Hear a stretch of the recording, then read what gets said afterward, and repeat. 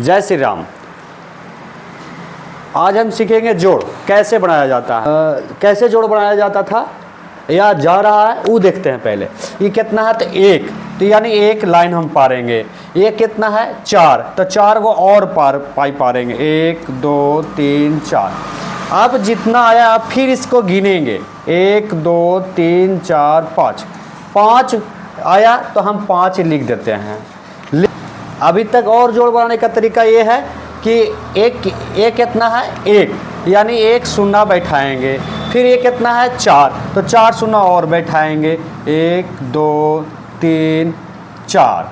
अब फिर से इन लोग के हम गिनेंगे कितना अंडा हुआ, एक दो तीन चार पाँच।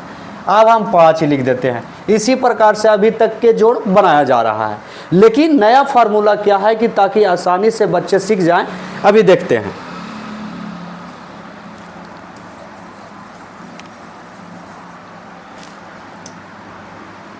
क्योंकि एक ही चीज़ को बार बार करने से थोड़ा सा बच्चे लोगों को डाइवर्ट होता है दिमाग। तो एक चीज़ माइंड में, एक ही चीज़ की अगर गिनती करना ही है तो एक ही बार क्यों न किया जाए, ताकि बच्चे लोग की एक ही बार में गिनती भी आ जाए और समझ में भी आ जाए। तो देखिए पहले आप क्या करना है,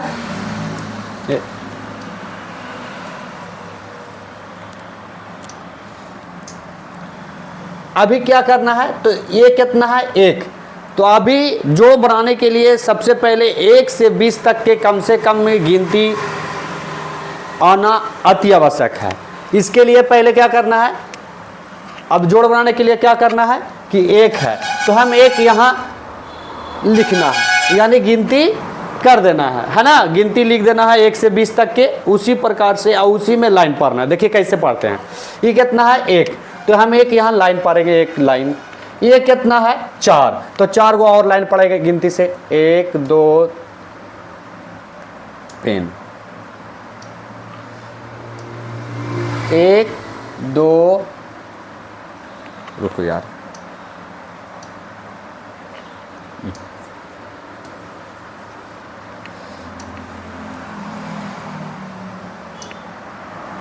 नया फार्मूला से जोड़ बनाने के लिए क्या करते हैं, पहले 1 से 20 तक की गिनती लिख देते हैं, यानी लगातार, ठीक है। उसके बाद लिख करके उसको में कॉलम छोड़ देते हैं कि आगे अब इसका काम आ जाए। जैसे इसमें कॉलम छोड़ा हुआ है ना, ठीक उसी प्रकार से उसमें भी कॉलम छोड़ देना है। अब ये कितना, अब क्या करते हैं से देखिए, ये कितना है एक, तो हम एक लाइन पारते हैं यहाँ पे, ठीक है। उसके बाद ये कितना है चार, तो चार को और लाइन पारते हैं, एक दो तीन चार।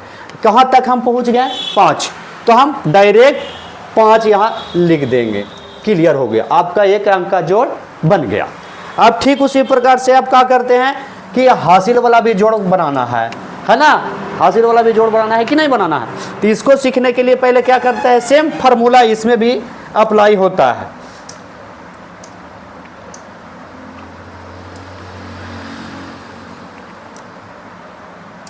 देखिए ये कितना है चार, तो चार को हम लाइन पारेंगे, एक दो तीन चार, है ना। अब उसके बाद कितना है सात, तो सात और लाइन पारेंगे, एक दो तीन चार पाँच छः सात। कहाँ तक पहुँच गए 11 तक के।